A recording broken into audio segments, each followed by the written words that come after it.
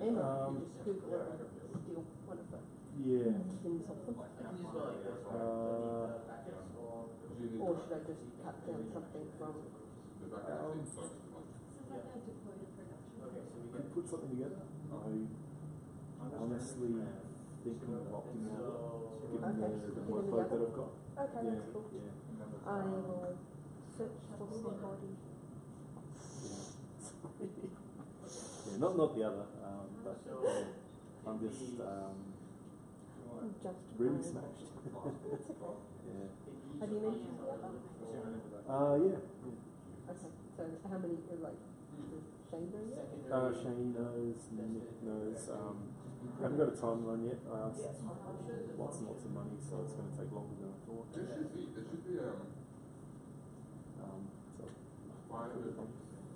find a folder directory. Cool. I actually went on to the meetup site for this and just like, maybe Scott's got a bio link. Nope. Anonymous. No, even an organizer, please. I'm a co-organizer. No, you're not on the meetup organising this. Aru is. Oh, okay. Oh, like, you might be looking at the other Ethereum meetup. Oh, okay. Yeah, this one on the nights as well. This one is a different one? Yep. Is it in meetup? Ethereum Engineering Group Oh, versus it's the Ethereum Engineering Group as opposed to the Brisbane Ethereum Group. Right, okay. Okay, yeah, easy. thank you. I will find somebody. So I got this like base connection would be you can find a base connection which is finding the model, right? Yeah. Do we see They just do the thing the way it's scheduled. and that is the whole And the path there is in the file. Because there's probably going to be different models.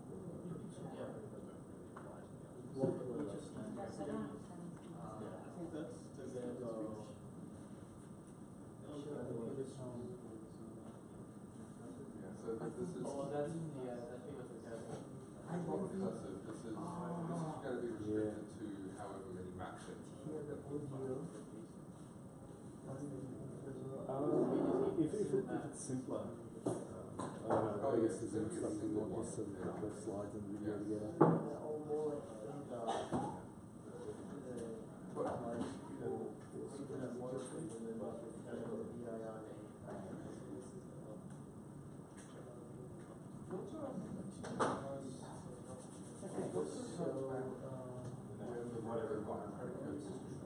yes, so we specified predicate category model, and then in that same function we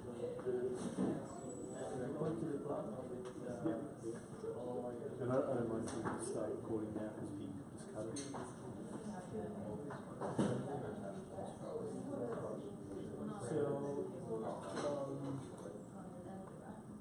Yeah, you just come in here and like YouTube should be good to go. So if I do the option now, it does ask me to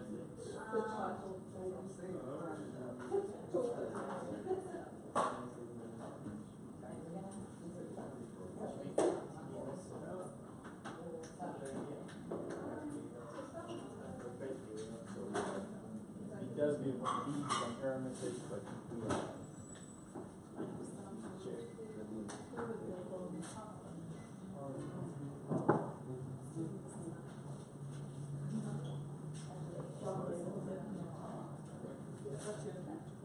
But the name is given, yeah.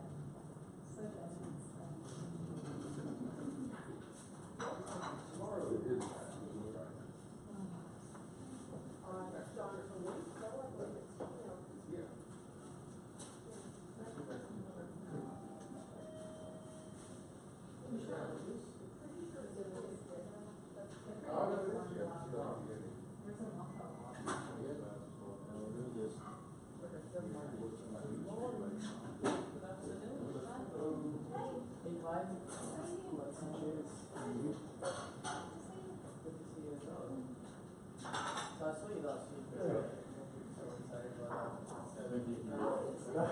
I was sitting right like,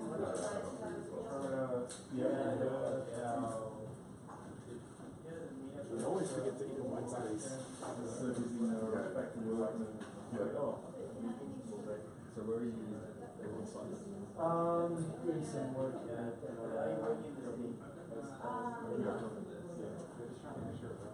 So what am I?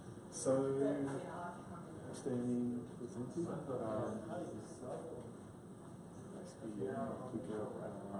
forward and back. Probably just need to highlight the anywhere basically. And where is so it's that laptop as well? Yeah. That's not going to work out. Yes, so just to give that window focus. So doing stuff. No, that won't do anything. Only on the slides. I think there's a trick if you hold the button, you get a mouse. Okay, so I can try it. Cool. Maybe just check this out.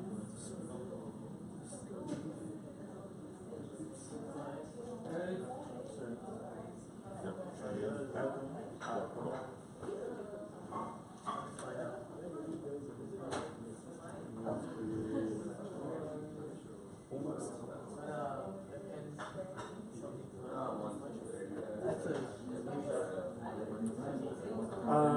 No microphone.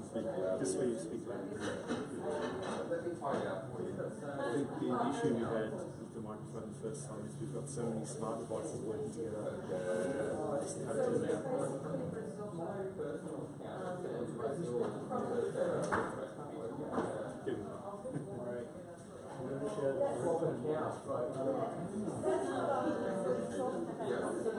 Busy, very, very busy. It's starting my week's starting to ramp down now, which is good. They've got me on clients engagement, which it's very full time. Every waking moment is worrying. Yeah, how about you?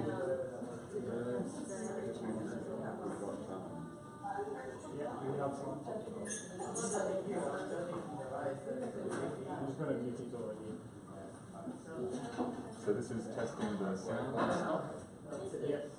And whether people can hear me? We are maybe live, but we're not quite live yet. I'm probably going to be talking a bit louder because there'll be actually people at the end of the room who actually want to hear what we're saying rather than people just having lunch. So, and it's live right now and people can hear me. And ooh, there's slides even. Cool. We look like a bought one and professional one. And maybe Scott can hear me talking. Yes. Awesome. Yes. Okay. Good, that's a good start.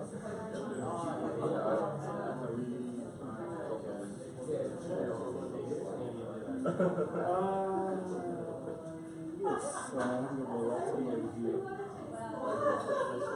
It's the same link.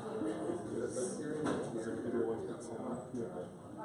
So I'm not going to touch it anymore because Yep, that's good. It's going. It's Good thinking. what is it?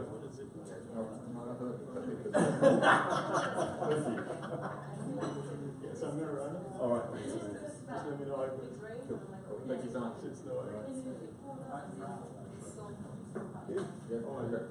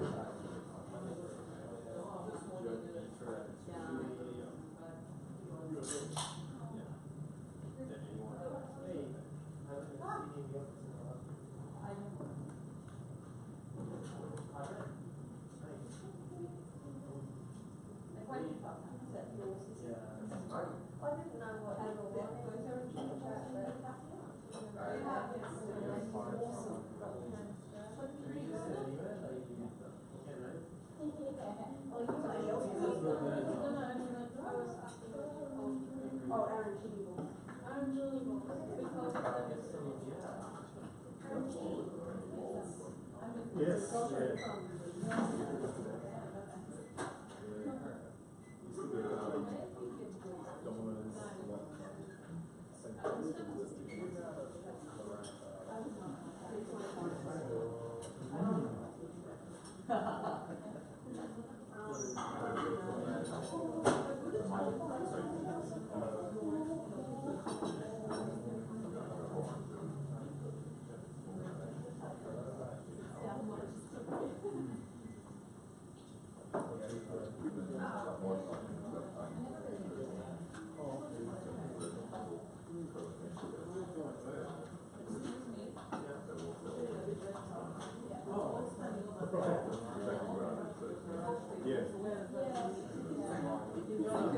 Join us. Yeah, you can join us.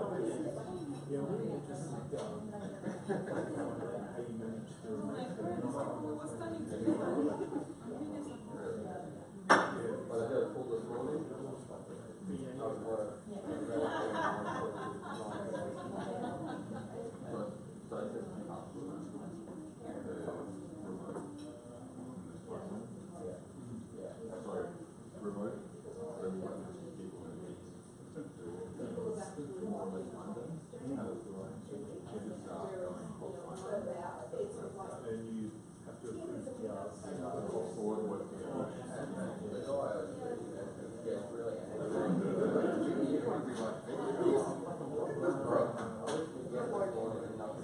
and you have to approve the But I had to get Sam and this other guy 2 hours to go to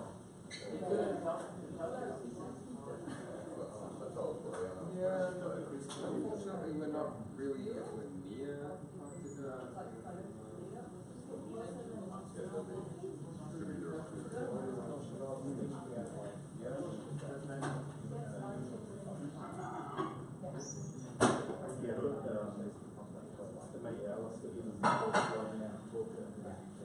he's trying to spin up his team and do remote things. He's trying to work out how to optimize them as well.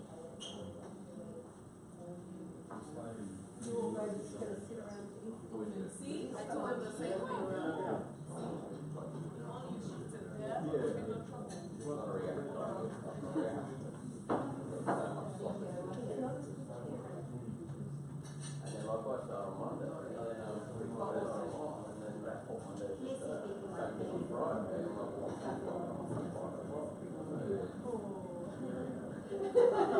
So that's your computer, is it? That was like, oh, what? Yours is that? Usually when you combine and stuff like that, you're agile guy to do deadly wastes and track those.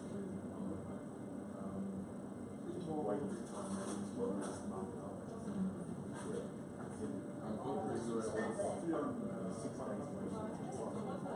6 days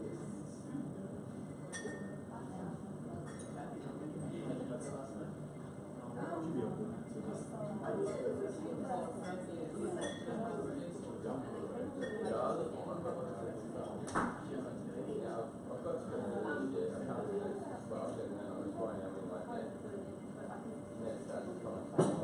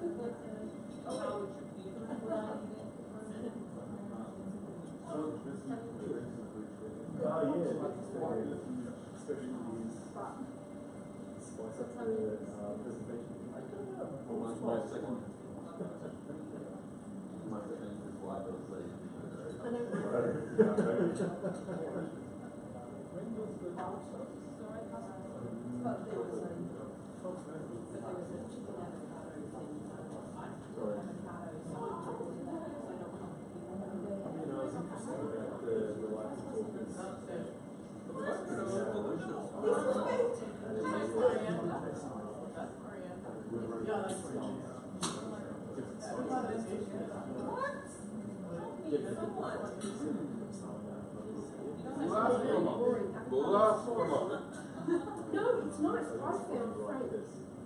Like, it seems to be the only other people in the world that don't like it. Be gone, devil.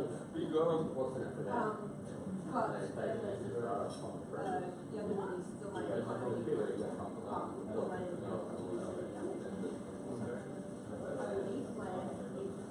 if I would eat lamb, I would eat this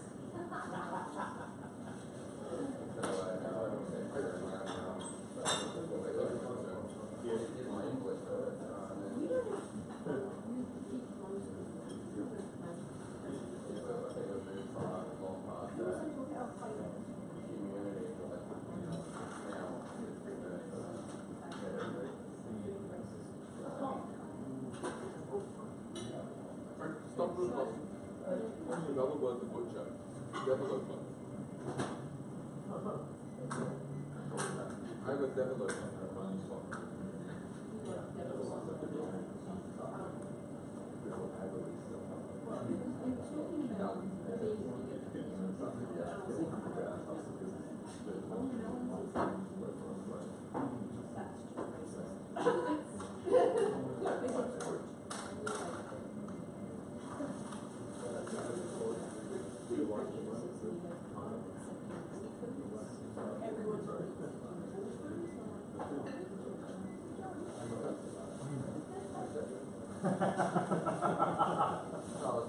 I for one embraced our future insect models.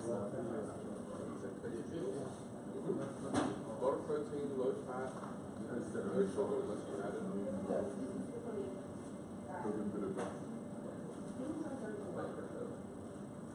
Sorry.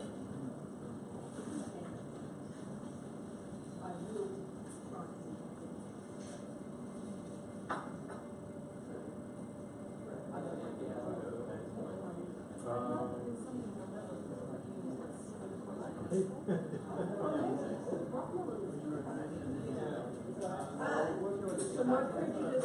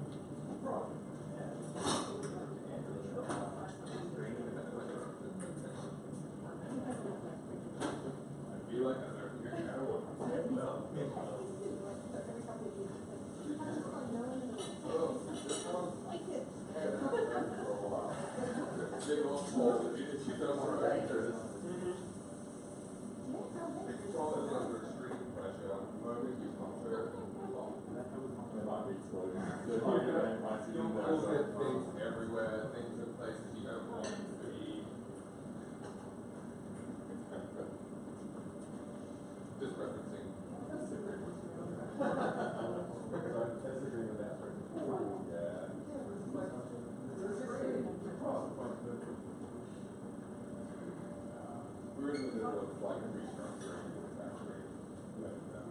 It's kind of expensive. What are you?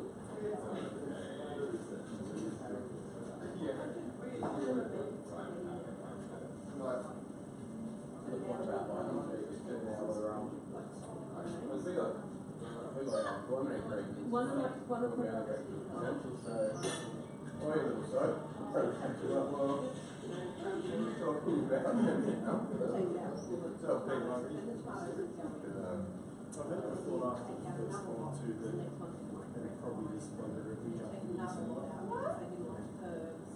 And it was like, there was like, you know, out of like 6 of us, there was like 4 different types of spaghetti bolognese. I'll just tell you what to make your, yeah, we're eating potatoes today.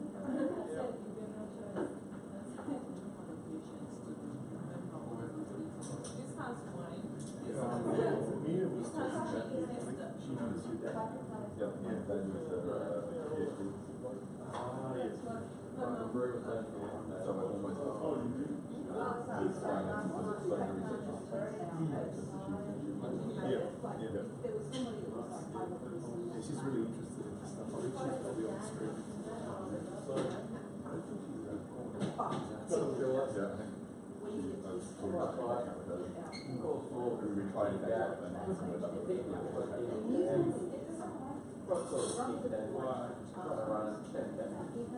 So after this, we'll go back.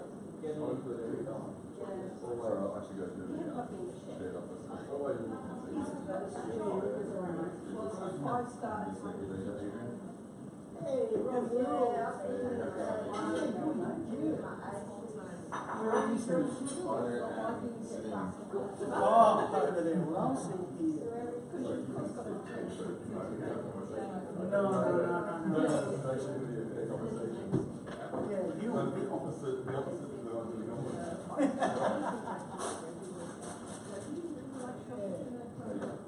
Very busy.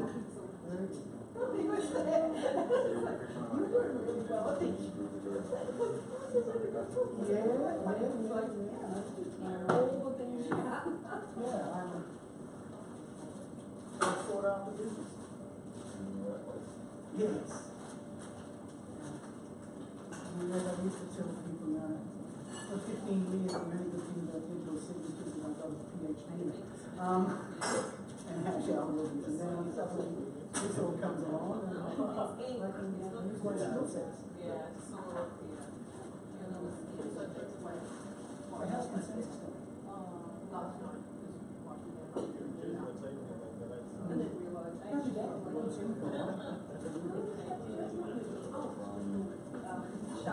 Oh, right. Then you go to the PJs or something. Then I looked. And what? Oh, I thought you said girlfriends. What? Oh, that's good. That's good. What have you called it with Peter's Woodman? Oh, it was because Pete said, oh, that was South Island, Christchurch, Dundee, Dundee, or something.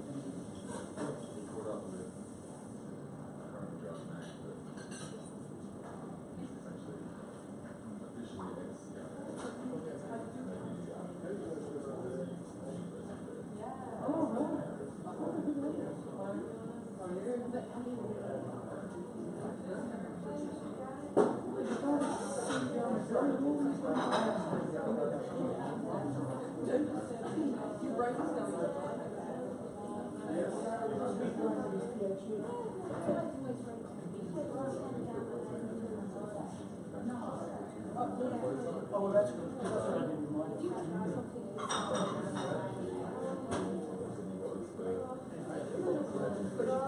Yeah. Hey, Peter, how are you? Yeah, come on. Yeah, it's like, I thought this was all going to work out stunningly, but my feet are going to work. Yeah, I think having cameras on the story, it's going to be captured and it'll work. And how's that?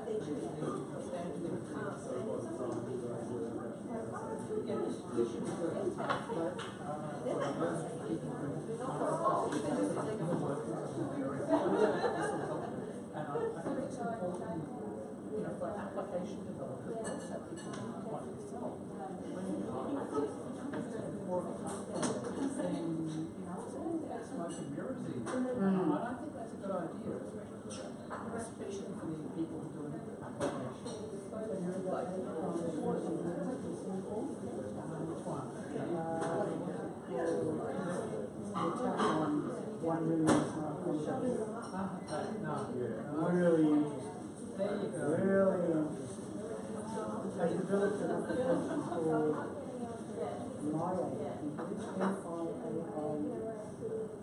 Oh, not MyAI. Missing in action is actually, yes. Yeah, it's a really good paper. Really, really good. Of the million contracts that they attacked, they found 8,200 with vulnerabilities. One of them was parity. So they found a million contracts on Mason, and they went through and tried out it's all automated. They would have come up with automatic. It's a good idea. I mean, you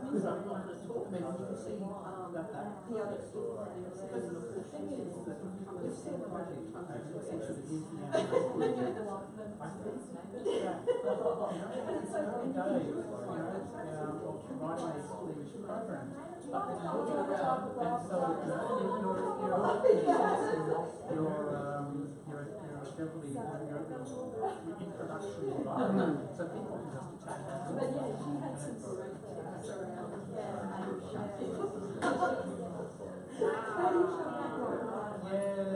It's such an awful term. Good. They're neither smart nor are they a contract. How's that? Yeah, oh well, good code. Code on the blockchain. Code on the blockchain. I'm going to go and talk to oh yeah, he needs to be spoken to. Oh, you're still banging at the code? Yeah, it just doesn't work and now responds. So what happens if you you doing much coding or designing? No, that's something. So I had a logic to forget on my NAS and back up. In Solidity or? So I did whatever it was. Oh, 2 layers down. What, C++ or? And then 2 problems work. The team doesn't respond. Yeah, because they're in Spain or something. Oh, right. That's really frustrating when you're in a I have one that uncovers here, so I don't have to remember. Frustrating. So I'll talk this for you until you find something more locally. Is that a pattern source license? Well, so wide. So wide. Working remote. I mean, sometimes I have to look at it a number of times. I keep thinking, I'm like, why you get I don't have a license.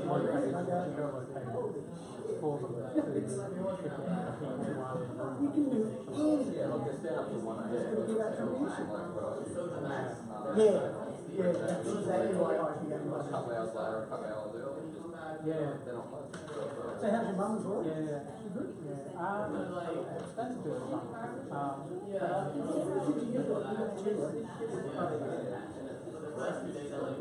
What about Ben? He's got 2 or 4 on the phone. Is he in Australia? Oh, okay. So the whole family is in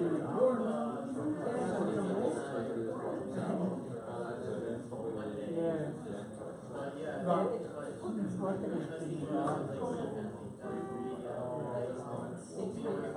Oh, right. That can be good and bad. You can't still run his bike. It came off at one stage. Toronto, Boston. Yeah, I think it was.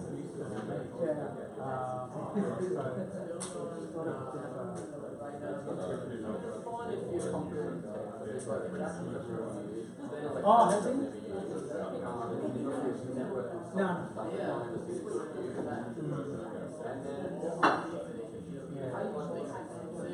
so many like gotchas and So they're trying to have a mobile app. I'll just reply that my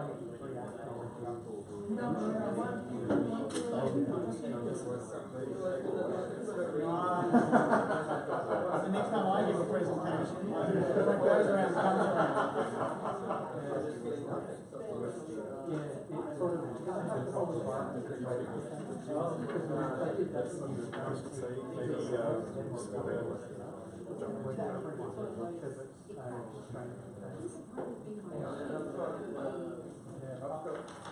Alright, everyone, we're about to start.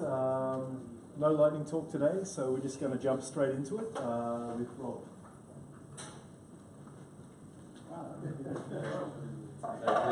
Deep intro, long time for me to ramp up. So today I'm going to be talking about the Ethereum Client Architecture and what it looks like to have an Ethereum client.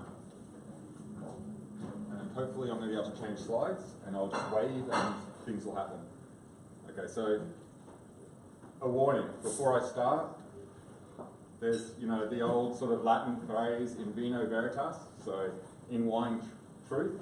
Have a bit of alcohol in you and you'll start to tell the truth. So my warning isn't that I've been drinking and that I'm going to be telling the truth and I'm going to be drunk, but there's another sort of saying that is probably what the Latins would have said if software was around there, and in codo veritas, so in the code is the truth. So my warning is that I'm showing you architecture and slides that are, they're more technical than marketecture, so there is some technical thought that's there. I think they're based in the truth, but if you really want to know what an Ethereum client is, go to GitHub and download one and have a look. And actually this talk will probably actually give you a foundation, maybe a framework for looking at them. So I'll start with a question. What do you think an Ethereum client is? Open question, lots of people, put up a hand. Peter? It's the code that runs on an Ethereum node. Yeah, that's a good answer. Does anyone else have an answer? Yep. Any software that connects to an Ethereum network? Yep. Any other answers? No wrong answers, just things that you might think? Okay. So here's some things that you might think, or analogies that you might think about for an Ethereum client.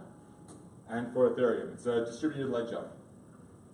You might think of an Ethereum client and Ethereum is kind of like a database, but different. You might think about it as, hey, there's a peer-to-peer network there and there's some more stuff. Or you might think about things, and another picture that people have talked about is a distributed computer. So as I continue, some words and some things that we'll be talking about a lot more later, but there's another thing to keep in your mind is that there's different types of Ethereum clients. So there's an Elite client, there's a full node, which is a light client plus some stuff, there's a full archive node, which is a full node again with some extra stuff, and then there's a mine pool lead, which we'll define as a full archive node plus some extra stuff. So each of these words and these terms that I'm thinking about as types of clients, these are kind of the working definitions and the way that people use Ethereum clients. They're not hard and fast. This is exactly how the world works. So before I get into the overall architecture of a client, I'm going to talk about some of the foundational bits. Some core technologies that are sort of really behind all of the Ethereum. So there's RLP and a Patricia Merkel. I'll pause. How do you pronounce it? Tree. Tree. Okay, so Patricia Merkel tree. So RLP, recursive length prefix. So it's just an encoding format that's used to, as it says, encode nested arrays of binary data. So it's just an encoding format. And it's the main format that's used inside of Ethereum. So there's RLP is kind of everywhere. It's used in when you store blocks, when you store the state trees, there's RLP everywhere. When you're doing the peer-to-peer transactions, that's over the dev P2P protocol, which uses RLP as its encoding format for sending data. So that's RLP. Tree. the etymology and pronunciation of the word tree. So tree is pronounced after the middle syllable of the word retrieval. So it's tree. People will often say try because it's often thrown in the mix of it's a tri-tree or a tree. And so, yeah. But I'm going to use tree. A Merkle tree. So this is why you say try. So this is a Merkle tree. You can see, you're kind of looking at the things here. You've got a hash there. The hashes, as you work the way up the tree, are sort of built on the hashes that are below. So the hash here is based off that node there. And you can sort of see that the hash here is, so this hash is built on that one. This hash is the hash of this node, plus the hash of this one. And then the top of the tree is kind of the hash of everything. So that Merkle tree is, again, another foundational thing that's a part of blockchain. So have people heard about Merkle trees before? Lots of hands. Yeah, it's kind of foundational stuff. So a tree. This is a tree structure. So it's an efficient encoding format. So instead of needing to store the bytes for, like you're storing these set of words in your dictionary, instead of needing to have the storage for every single word in your dictionary, you can sort of compress it and have it that you only need to have the minimal sort of set of data that you're storing for that structure. So it's an optimization structure used for storage. A Patricia Merkle tree is a Merkle tree that is using a tree structure to help store it. So it's another, I guess, an optimization to help, I guess, both the storage and make some of the access paths more efficient. In Ethereum, there are lots of Patricia Merkle trees of RLP. So that's our foundational stuff. And I probably won't dive too much more into that, but just to know, I'll refer back to it again and again. So a big picture. So this is an architecture of an Ethereum client. And I'll just stop here and we're all done. No. So this is the picture that I'm going to use, and I'm going to keep referring back to this picture. So if you're squinting now, you'll really start squinting later because it's going to get smaller as I try and talk about stuff. But just to say, you've got your DApp or your application is sort of sitting out here. It's going to go in probably through the JSON RPC layer. Then that is going to, if you're having a transaction that you're creating, it might go through the Ethereum core. Some work's going to happen here. It's going to get given then out to the networking layer and use the dev P2P sort of protocol to send messages off to other nodes. You'll end up with stuff being stored in the blockchain, so that chain of Patricia Merkle trees. There's some world state, so some state information that's kept there, and other bits of storage that are happening as well. And then at the top you've got a wallet, which is used to be a secure storage of someone's private key, is kind of the main thing that a wallet is doing in the Ethereum client sort of space. Okay, so that's the big picture. What I'm going to do is going to walk us through each block as a part of that, is kind of the main thing that we're going to be doing now. So our JSON RPC, again, it's the main entry point that applications can use for it. It's JSON. It is the standard JSON RPC sort of protocol that sits there, so there's a well-defined standard for talking about JSON RPC. But then you also hear about Ethereum, they just talk about JSON RPC, so that's the Ethereum set of endpoints for the JSON RPC protocol that they provide. And it's a really sort of broad API. So that's where there's all the sort of management-y type bits. You can start to find out things about your network, about your nodes, and you can do like all the interaction with the blockchain. So you use the JSON RPC API to create transactions. You could use the JSON RPC to view what the current block number is on your client. Our Ethereum core. So I'm not going to go back to JSON RPC. That's JSON RPC as we'll see it. Ethereum core, I will come back to it because there's lots and lots of little boxes inside.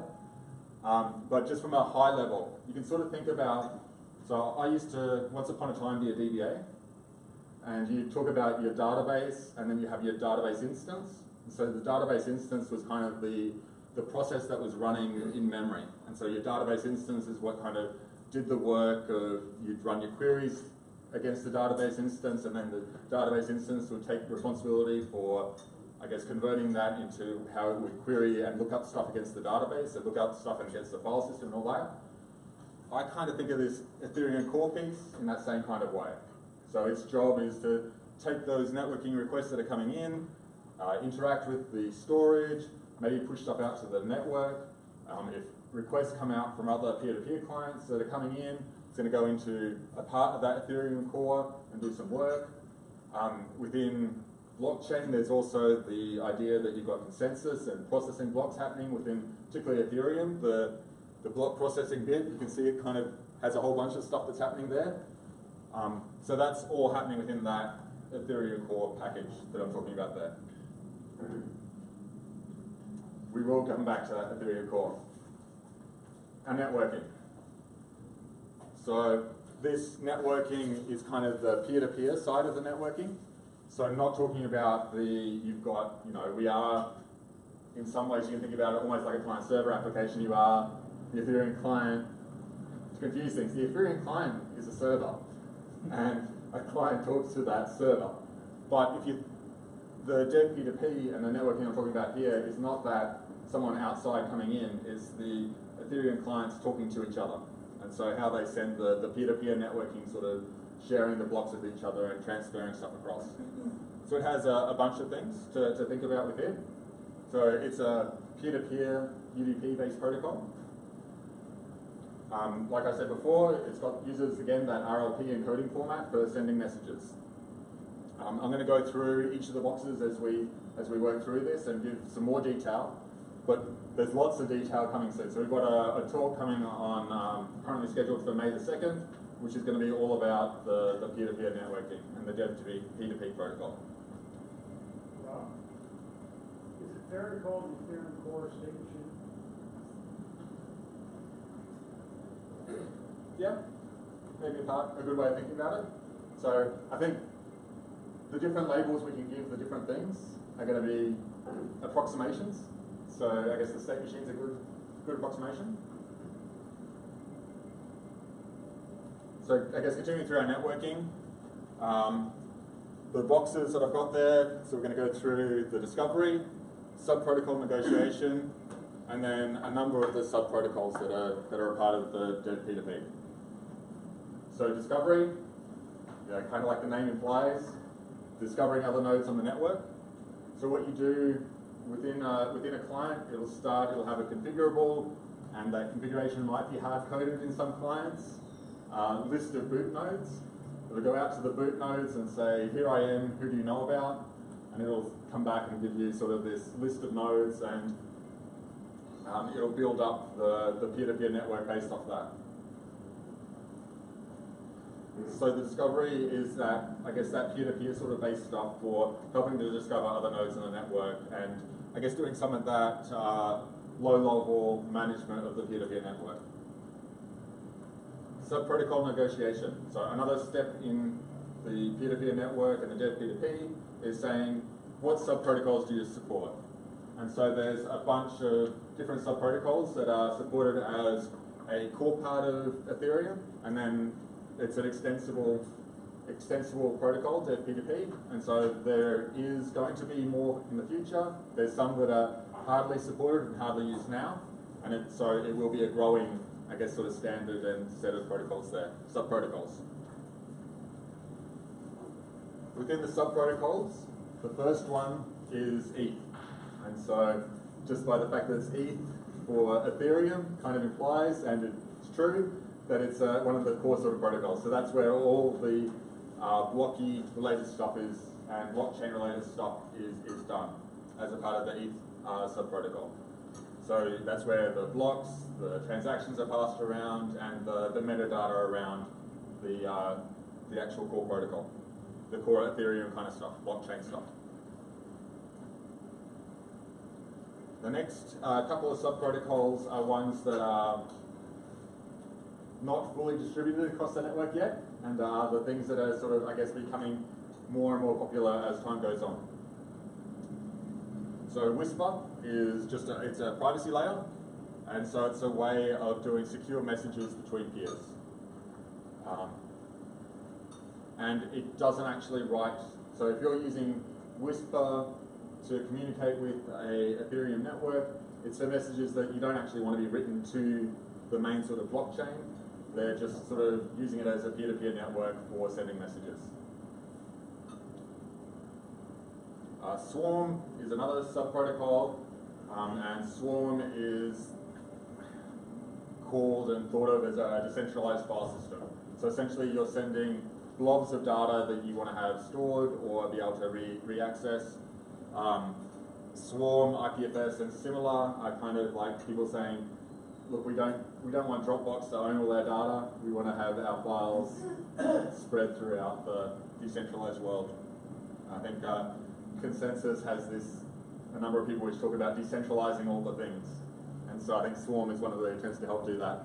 And so you look here, so we've got the Swarm there, and then Swarm ends up being stored over in the storage sort of part of the world. And then, again, like I was saying before, that the Dev P2P, it's an extensible protocol, and there is definite potential for other sub-protocols to be defined as well.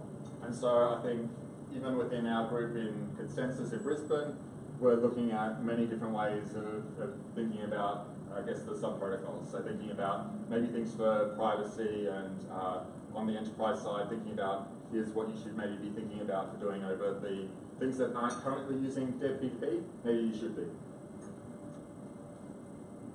And I guess maybe the other thing to think about with the networking side, with the sort of looking forward to the future, is there's also another peer-to-peer protocol, libp2p, and there's definite talk about maybe this Dev P2P thing isn't the future. Maybe we should think about libp2p as the way we should be doing things. And so there's, the Ethereum space is definitely moving rapidly, and anything that I say now probably will have changed by the time I finish talking. And that could be my excuse why I was wrong. It was like that when I started thinking about it.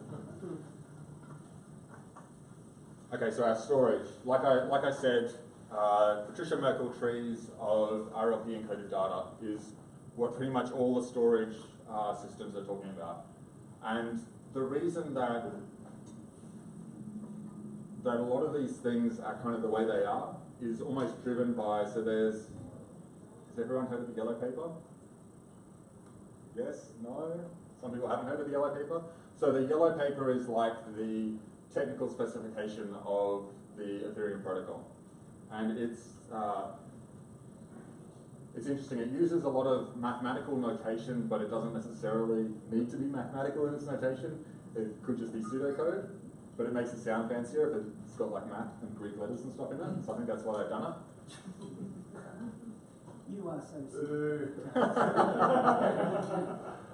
But the yellow paper does specify a lot of details about, and much of the details of how Ethereum works, and it's why there can be so many different implementations. So Geth is a Go implementation. There's the parity Rust implementation. There might be a new Java implementation in the next 9 months or so.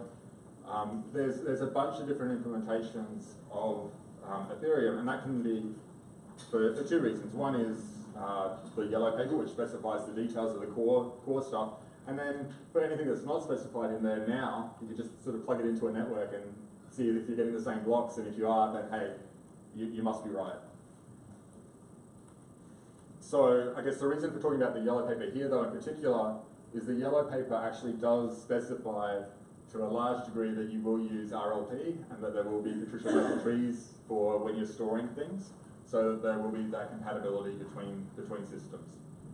And so it goes all the way through your storage, that the world state, the account storage, the code storage, you could store maybe in a perfectly relational database, but because the yellow paper talks about so much access to it and it being shared across the network in Patricia Merkle trees, almost everyone ends up using a key value store and storing these these Patricia Merkle trees as essentially blobs inside their database keyed by the hash, which is what's pointed to from the yellow paper. A wallet. So like I said, a wallet, I'm not going to go into any detail at all about the wallet, except to say that it's where you securely store private keys and securely store account data. So we talked about our Ethereum core sort of system, talked about the network. So the synchronizer, the job of the synchronizer within this architecture is to interact with the ETH subprotocol to help get blocks and transactions and put them into the transaction pool. So it's kind of saying, okay, I'm going to put stuff out onto the network for everyone else to see. I'm going to take the stuff that's coming in from the network and make it available to my system. Within the core, I talked about block processor. So this box here. So let's make it bigger and actually make it so we can all see and talk about it. So the block processor is the important bit within the Ethereum protocol, because you talk about, I guess, blocks in Bitcoin, and the transactions in Bitcoin are just transactions.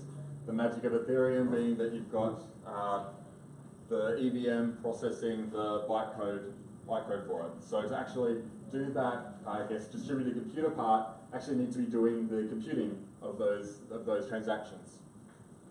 And so what happens is you'll typically have some sort of block processor that goes through and has the block validator inside of it that will look at the transactions inside that block. And within the transactions, it'll pull out the bytecode from that transaction, and it'll use the Ethereum virtual machine to execute that bytecode. And so the actual set of instructions within the EVM is another thing that's defined in the yellow paper. Lucas. As Bitcoin fanboy, if half of Bitcoin does have a programming language in there. Okay, cool. Thank you. Small, but that's Yep, so the magic of, so as Lucas just pointed out, Bitcoin does have a little bit of programming language that you can do with it. Doesn't quite necessarily have a Turing complete language, which is the magic of the EVM.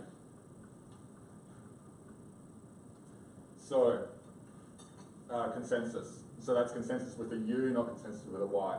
And I think anyone wearing the blue ConsenSys shirt will know the problems of autocorrect and the spelling of consensus. So ConsenSys is the way of, within a distributed system, everyone coming to agreement of what the current stage is. And so I think, as David was talking about the idea of like a state machine, you've got to come to some sort of a consensus or agreement about what the current state is.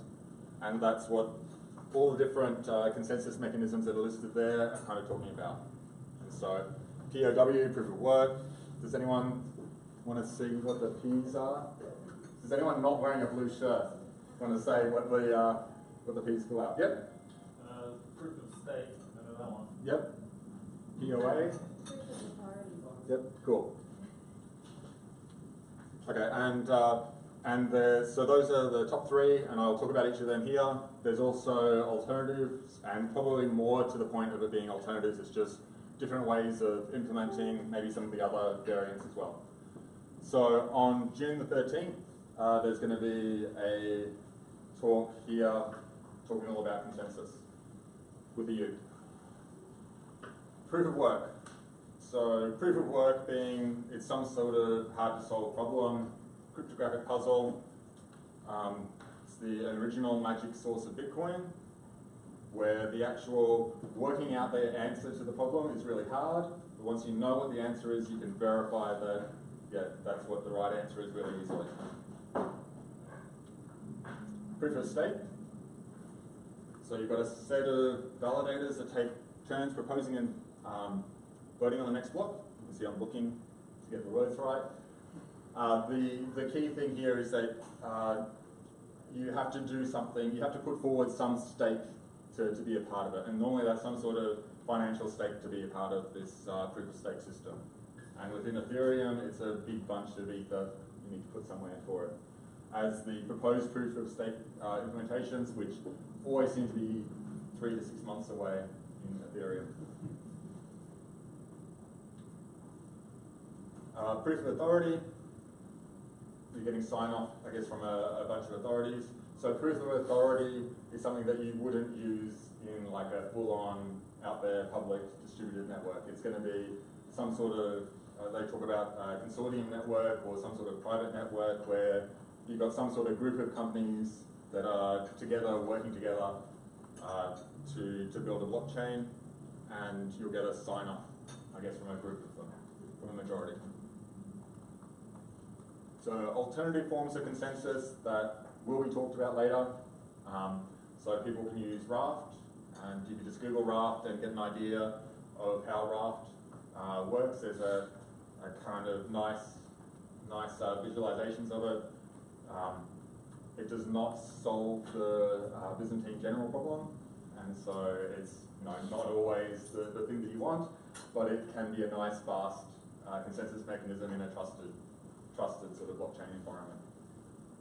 And then IBFT, so Istanbul Byzantine Fault Tolerance.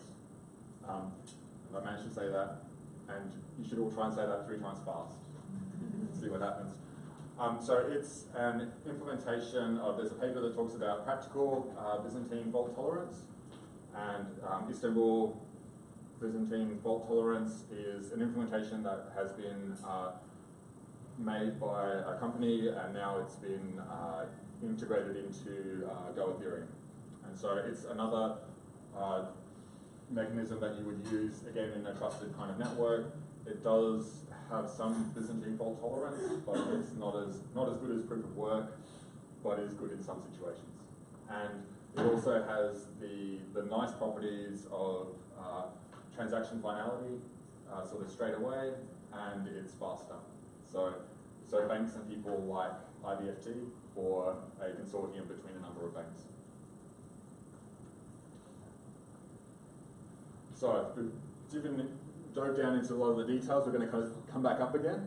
So, we've got our, again, I'll just kind of run through it because sometimes repetition's okay. So we've got our JSON RPC sort of sitting up the top. That's what the world sees. That's what applications interact with. So if you've got a JavaScript or a web-based application that's talking to your Ethereum client, they're going to probably be using the JSON RPC. You've got your Ethereum core. So that's kind of, I guess, maybe the state machine. It's the spot where the kind of work happens. You've got your networking layer off the side. So the Ethereum client being a part of a peer-to-peer network, it's the networking that is sending the messages between the other nodes in that peer-to-peer network. And then up on the left, we've got all our different bits of storage. So you've got the bits of the blockchain, the world state is sitting there, and your account and code storage, and then also the wallet storage sort of sitting there as well. So that's our overall, here's what an Ethereum client kind of looks like. And then as we move forward again, we can revisit those types of client. And so each of these types of client, I think the way to think about it is it's how an Ethereum client is configured and how you're using a particular Ethereum client. They're probably not necessarily different code bases, although they might be. Often you could say, okay, I've got my Go Ethereum client and I'm using it as a light node, or I've got it configured to be kind of like a full node. And so what I'm going to do is go through each of these and say, here's kind of the bits that they would be using more or less.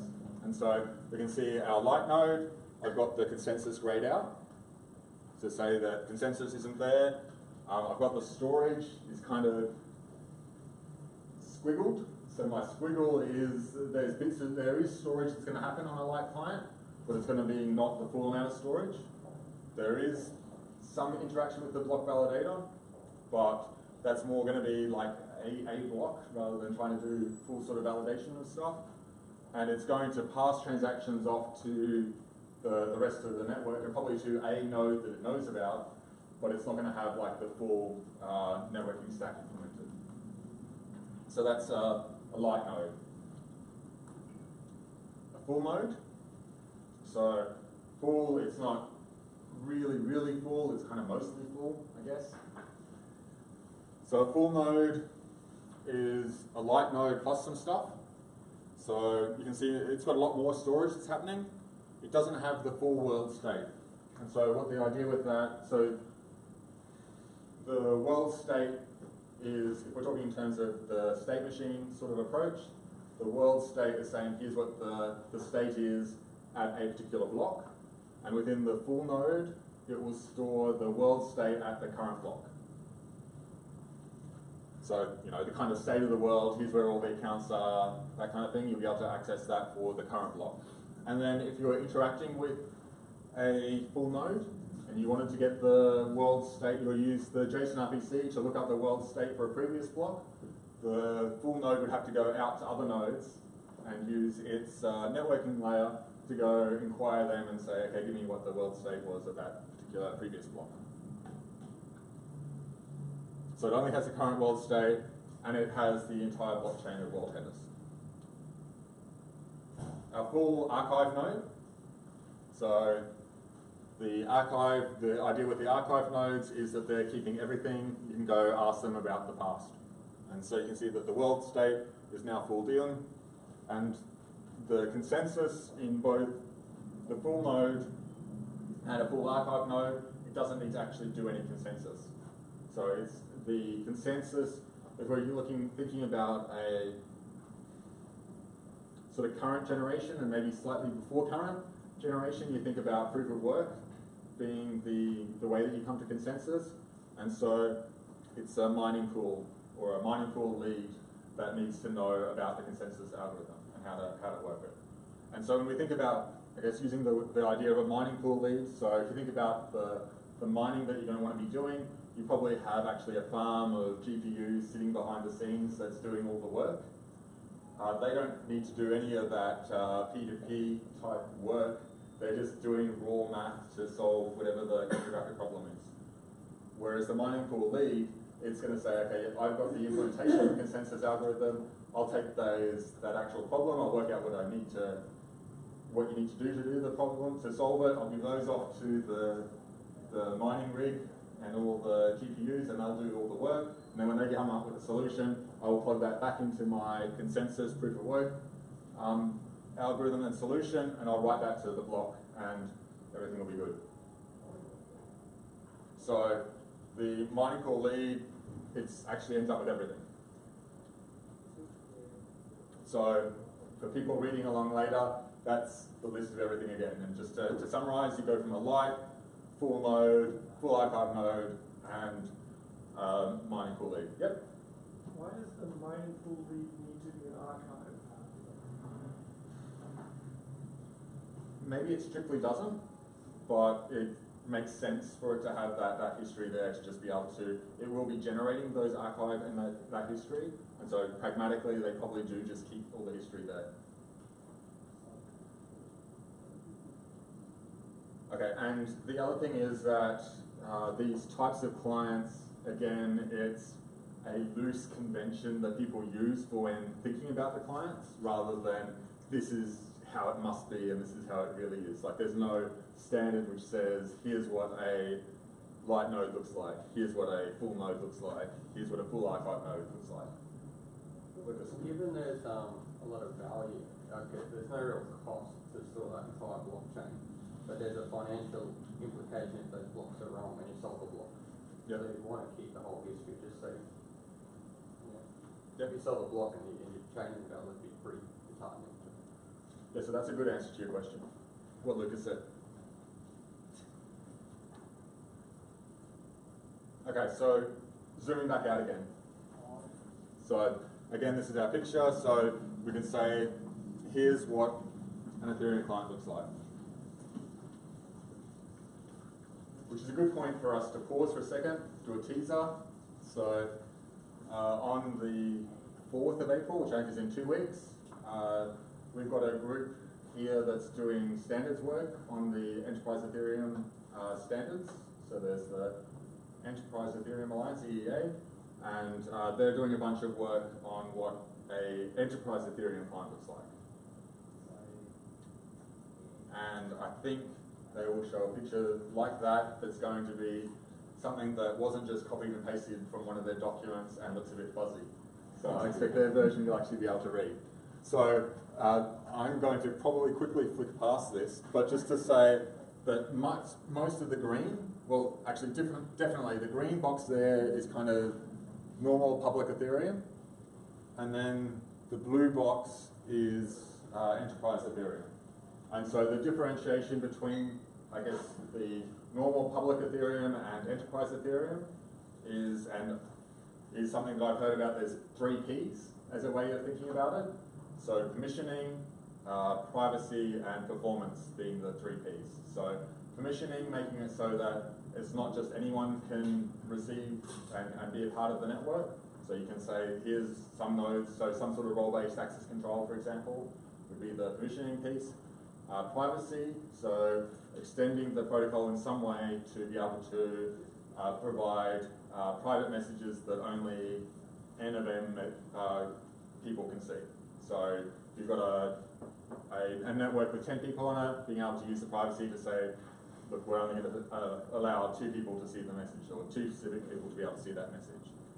And then the performance, the main way for enterprise Ethereum to be improving the performance is through the ConsenSys mechanisms that are used. So the IDFT type thing that I was referring to before.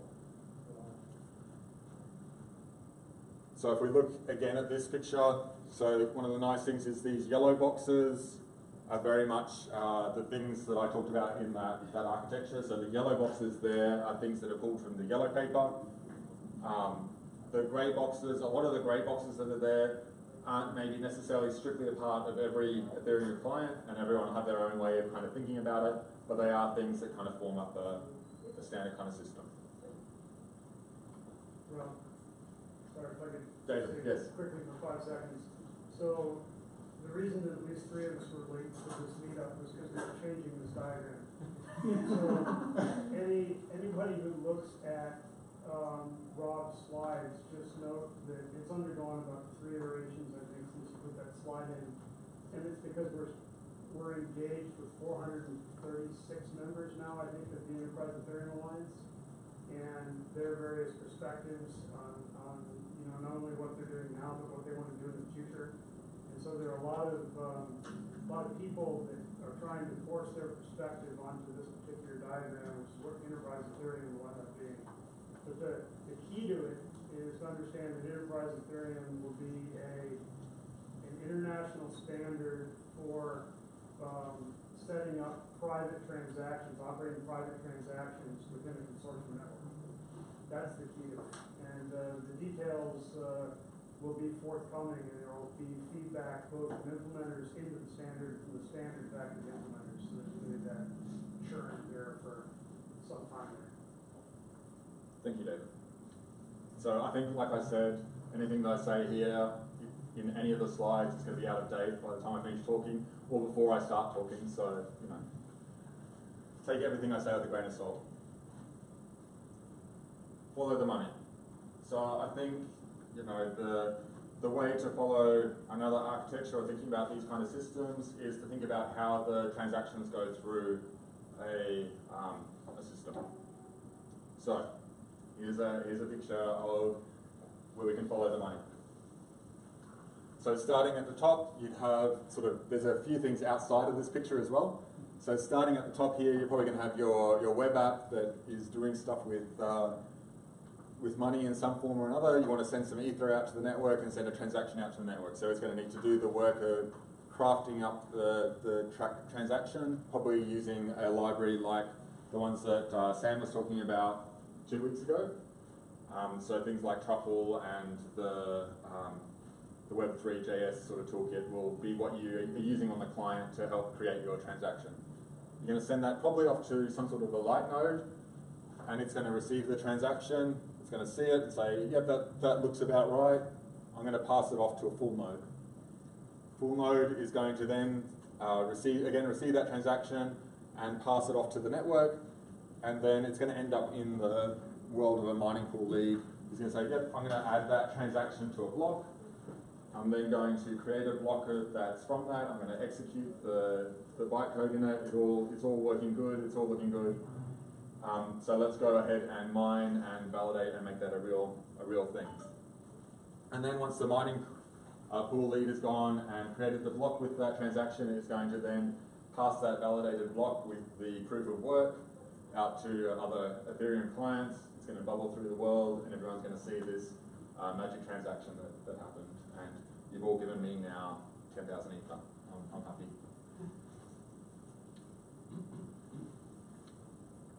Back to our big picture again. So that's an Ethereum client.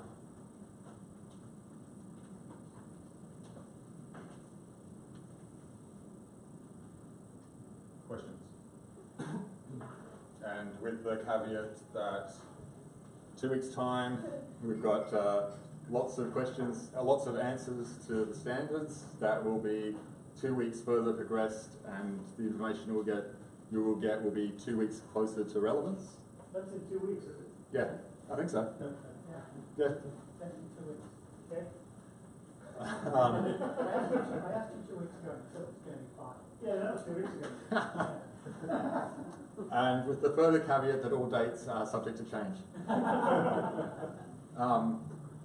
On May the 2nd, there's going to be a more deep dive into networking and the dev to P2P sort of based work.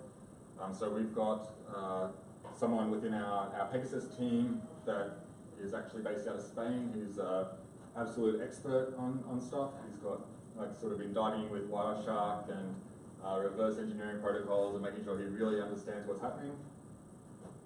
I'll be probably presenting the information that he has.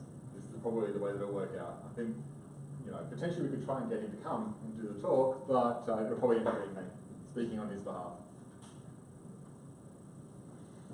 On June the 13th, we will be talking about ConsenSys with the U and talking about, I guess, how it works. So the proof of W, POA, which is proof of authority, and POS, which is proof of stake. Cool.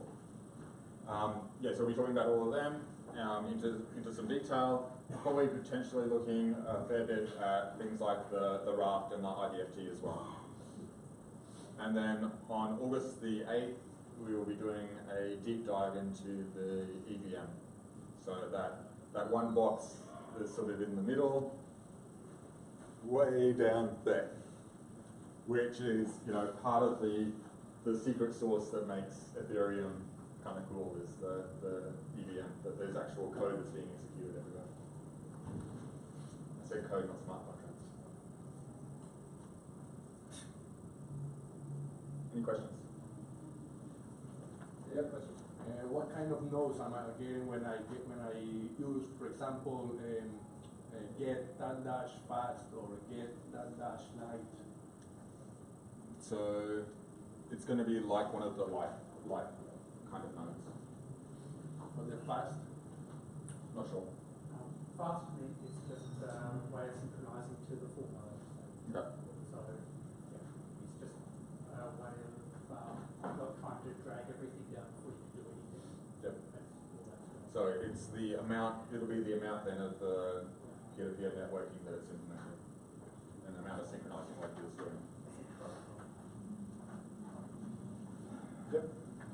Wondering about the runtime model of the nodes. Are they multi-threaded? Is there much going on in ways of synchronization and retention of resources that kind of thing?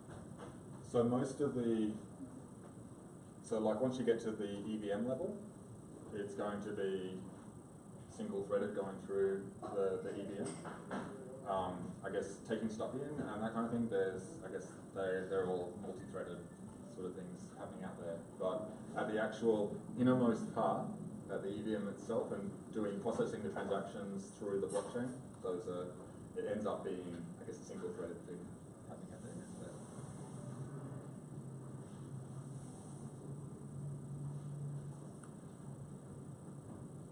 Questions?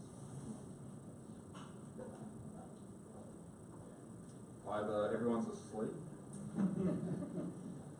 I answered everything you could ever want to know, or everyone was asleep and has now woken up and is clicking forward. One of those. I'll go with the everything that everyone wants to know right now.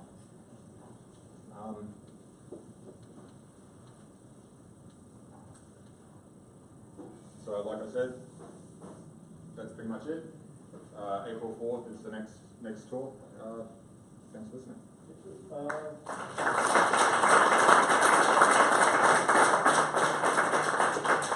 So feel free to stick around and have a chat. If you'd like a drink, you're welcome to the drink fridge. Thanks for coming. Thank you.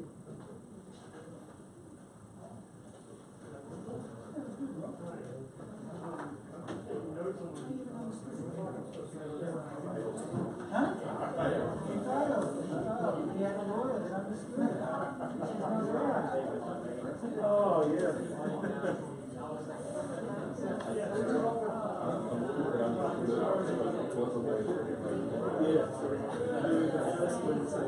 Yeah, I mean, some of the other, I mean, have you looked at Intel's proof of elapsed time? I don't think it's that. You're pushing it towards the banking sector, the high security area, because all of the processing must be done in what's called SGX chip. Yeah, chip. And the bank, they're pushing that, and the bank seems to be pretty interested because it gives you that extra trust with government. Silicon Valley's Alpine is a really good one. Vincent Romali's Red Bells down at the University of Sydney. And also Aruba's two S's or one? I can't remember. By Chiatis, Professor Chiatis on Ethereum. Really interesting papers. Really interesting papers.